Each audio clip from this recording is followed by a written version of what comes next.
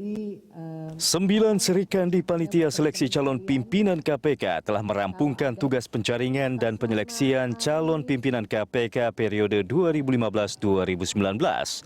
Panitia Seleksi KPK meskipun tidak mengumumkan nama-nama yang terpilih, telah menetapkan 8 calon pimpinan KPK. Panitia Seleksi akan menyerahkan ke-8 nama calon pimpinan KPK itu kepada Presiden yang selanjutnya diserahkan ke DPR.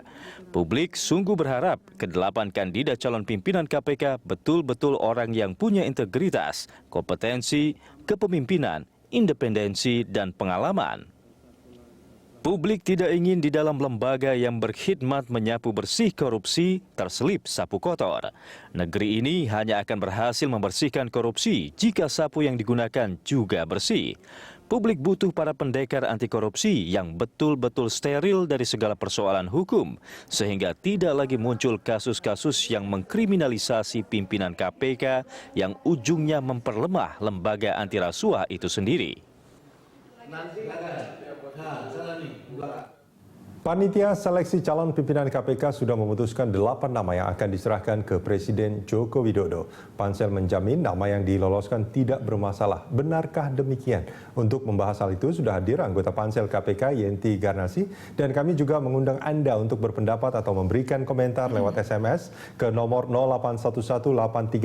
0811-833-5551 atau melalui pesawat telepon di nomor 02152900-308 atau 02152900-311. Saya langsung ke Mbak Yenti. Mbak, ini kalau kita bicara soal calon pimpinan yang kita harapkan bersih, terus steril, tapi kok tiba-tiba kemarin kan sempat ada pernyataan dari dari Pak Victor Simanjuntak yang katanya ada capim KPK itu menjadi tersangka. Namun sebelumnya kita akan tampilkan dulu ini 8 nama yang konon nanti bisa dikonfirmasi sama Mbak Yenti, apakah ini 8 nama yang akan diserahkan ke Presiden. Ini ada beberapa nama, ada Giri Suprabdiono, Direktur Gratifikasi KPK dengan visi misinya. Di antaranya adalah pemberantasan korupsi. Terus ada Pak Budi Santoso, ini Komisioner Ombudsman, meningkatkan fungsi pencegahan. Ya, ini mungkin Mbak Yenti lebih paham soal visi misi mereka ya. Kemudian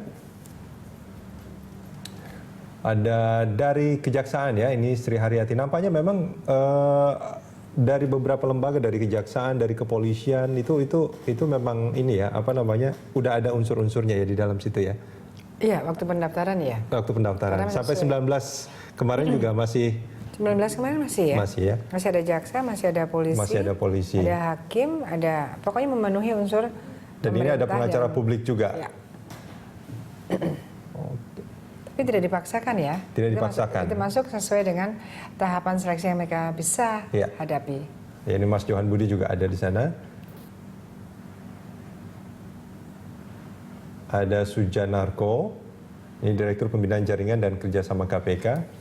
Ini adalah nama-nama yang dianggap tidak bermasalah, Mbak Yenti. Dianggap tidak bermasalah, diolah dari berbagai sumber. Tentunya nanti pansel yang lebih paham. Ada Pak Agus Raharjo, Kepala Lembaga Kebijakan Pengadaan Barang dan Jasa. Sama nggak Bu, ini 8 nama ini dengan apa yang akan diserahkan ke Presiden Jokowi?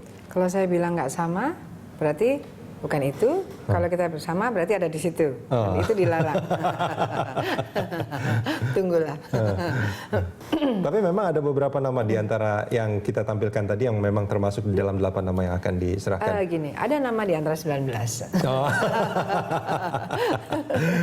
Nah, ini kan menarik Mbak Yenti kalau kita bicara soal nama-nama yang akan diserahkan ini. Ini tiba-tiba ketika pansel sudah akan mengumumkan 8 nama, Barreskrim mengumumkan akan ada capim KPK yang menjadi tersangka. Meskipun terus katanya hari Senin akan diumumkan, tapi pada hari Senin itu justru dibatalkan, diumumkan. Gimana sebetulnya ini? Apakah dari 19 nama calon pimpinan KPK ini sebetulnya sudah ada, biasanya kan dimintakan surat keterangan semacam SKCK gitu, catatan kepolisian seperti itu kan? Betul. Nah, ini gimana sebetulnya Mbak Yenti? Ini juga memperlihatkan ya betapa SKCK itu tidak mendalam kan, hanya ya yang kelihatan aja bahwa yang bersangkutan kan dari RT, RW kemudian ke kepolisian hanya begitu aja prosesnya, bahkan 2 jam selesai. Nah setelah SKCK sebagai salah satu syarat administrasi, kemudian kita mengerucut kepada sampai dengan pada akhirnya kepada 48, kita minta tracking untuk pendalaman karena tracking itu juga nggak gampang. Dan itu sejak masih 48 itu ya?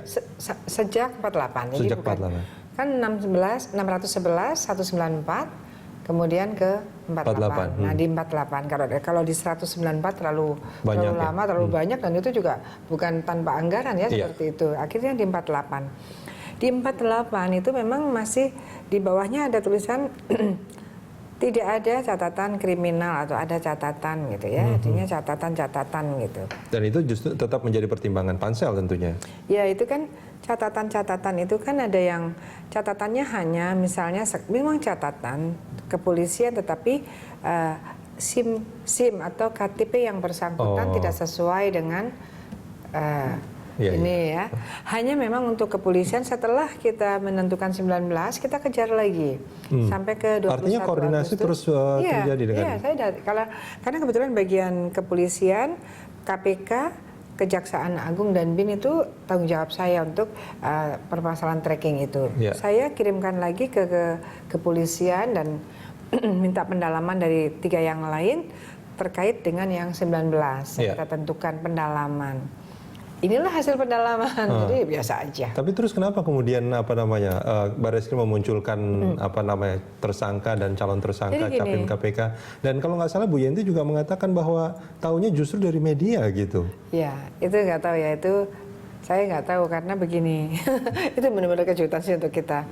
Jadi hari Jumat itu justru kita sudah tahap terakhir, yaitu asesmen untuk kesehatan, termasuk kesehatan jiwa dari RSPAD.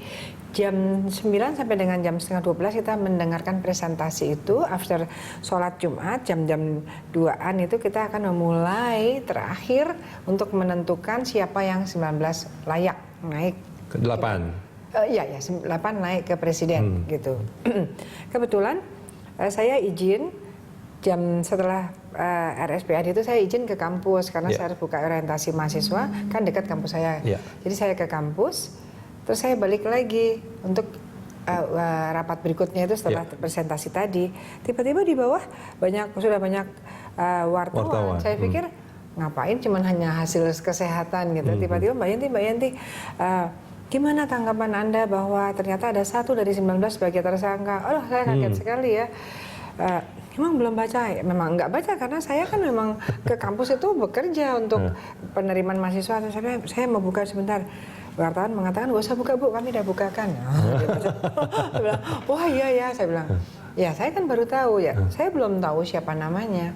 Terus ya sudah saya sampaikan, ya kalau memang dia tersangka pasti akan kita drop. Ya, karena apa? Karena undang-undang mengatakan ketika jadi komisioner, kalau dia tersangka harus berhenti sementara. Kemudian di undang-undang korupsinya begitu. Kemudian di undang-undang KPK-nya juga diperkuat. Bahkan kalau sudah terdakwa malah berhenti. Kalau tadi berhenti sementara, berhenti. Jadi dengan sendiri logikanya ya tidak mungkin dong kita pilih dari itu. Pasti akan sangat mengganggu kinerjanya. Pasti hanya itu yang bisa saya jawab ya. Terus saya naik ke atas ke ruangan kami di lantai 3 yang sementara dipinjamkan oleh Seknek. Kita masih mau meneruskan, tinggal Mbak Yenti nih. Suaranya gimana, kan kita selalu mau yang mana gini-gini gitu kan. Setuju nggak gini-gini atau punya ini. Oke. Sebentar. Sudah dengar belum kalau ada salah satu dari 19 tersangka? Belum, Mbak. Lebih gawat lagi. Nggak ada. Jadi memang kita nggak tahu. Kebetulan jam 4 live dari salah satu televisi langsung dengan Pak Budi Waseso di Tanjung Priok. Jadi before live itu saya langsung sebentar saya telepon karena kan saya mintanya resmi ada tracking untuk 19. Kalau Barreskrim menentukan seorang tersangka itu masalah biasa saja. Tetapi ketika yang dinyatakan tersangka bagian dari tracking tentunya mestinya mungkin lupa kali yang di bawah ya, mungkin bukan urusan Budi Waseso lah ya. Mungkin yang di bawah harusnya paling tidak telepon lah ke saya atau SMS gitu kan. Ini kan waktunya. Ini koordinasinya kan sebetulnya bukan hanya dengan Kabar Eskrim aja kan, tapi ada beberapa bawahannya tentunya dalam koordinasi tentang ini kan. Iya. Nah makanya dalam hal ini saya nggak tahu slipnya di mana, tapi memang begitu itu untungnya. Sebelum kita putuskan kan saya di bawah ketemu dulu gitu kan, ketemu sehingga kita kan kita nggak tahu dari 19 ya, saya nggak boleh menyampaikan. Terus ya udah, tapi pada akhirnya telepon saya bilang, Pak, saya telepon dengan Kombes Agung Setia, Bapak betul nggak Pak Kabar Eskrim mengumumkan bahwa ada satu tersangka dari 19 orang yang saya mintakan tracking, betul Bu Yenti, siapa? Si ini Bu Yenti, baik terima kasih. Udah saya nggak lama-lama, nggak panjang-panjang, ini tersangka gimana nilainya gini-gini, langsung. At the end, setelah itu semua saya pikir menjadi sesuatu yang menguntungkan, artinya sekarang kita tinggal membahas 18 kan gitu. Jadi begitu. Memang seharusnya ya ke kita dulu ya. Artinya penting untuk kita. Yang paling penting bukan masyarakat. Ya, yang paling penting adalah apa yang terjadi kalau menurut Mbak Yenti? Artinya apakah yang terasa apa sih sebetulnya ini bentuk intervensi atau gimana tiba-tiba itu diumumkan tanpa koordinasi dengan pansel? Ya, pertama kali saya tidak bisa mengubah apa sesuatu yang sudah dinyatakan. Ini tersangka tidak mungkin kita dalam keadaan apapun saat itu tidak mungkin. Saya sangat tahu tentang hukum pidana. Jadi udah kita putuskan itu. Oke, udah selesai rapat jam 5 kita sudah putuskan yang 8. Terus saya langsung ke Barreskrim malamnya kan. Malamnya jam 7:30 saya datang ke sana. Disitulah saya ingin tahu. Ini sebetulnya bagaimana? Ternyata memang yang bersangkutan itu sudah diselidiki 4 bulan yang lalu. Artinya kan itu sejak 48 itu mestinya sudah ada. Tapi begini, tapi saya bisa juga memahami. Di situ kan masih kemungkinan baru satu alat bukti. Ya kan memang ini hak orang mendaftarkan. Mungkin juga kepolisian ragu-ragu juga. Masa langsung ini belum pasti juga, bisa saja tidak ada apa-apa kan. Ternyata mereka sedang melakukan suatu penyelidikan tentang kasus tersebut, dalam hal ini mengundang saksi-saksi dan alat bukti dan sebagainya, belum berkaitan dengan yang bersangkutan. Baru yang bersangkutan kelihatannya itu adalah, saya karena tidak boleh masuk ya, karena waktu itu saya bukan keterangan ahli untuk kasus ini, sudah mulai ada saksi-saksi yang menyatakan ada kaitannya dan sebagainya. Hari itu hari Jumat. Nah ternyata saya datang, sebenarnya kapan SPDP-nya? SPDP-nya 2 hari sebelumnya, berarti Rabu. Jadi baru fix firm betul itu hari Rabu. Baru disampaikan Jumat. Saya kira ini juga dampak dari kehati-hatian ini, yang mungkin selama ini harusnya hati-hati, pra-peradilan mungkin juga ini penting juga gitu. Jadi ya seperti inilah. Jadi kalau saya bisa memahami, hanya mungkin kita biar semuanya juga baik-baik aja lah ya. Toh kita juga kalaupun ada satu kesalahan, mungkin ada yang lupa menyampaikan, hanya beda-beda setengah jam dan lain sebagainya, tetapi alhamdulillah kita bisa langsung take over untuk bagaimana menyikapi cuman ini. Kan waktu pas pada saat mereka mengatakan bahwa ada satu capim KPK yang menjadi tersangka, yang ada di bayangan masyarakat pada saat itu adalah mestinya pansel sudah tahu dan itu sudah tidak masuk lagi ke apa namanya yang akan dimunculkan kemudian. Bu Yanti, kita akan sambung ini di segmen berikut.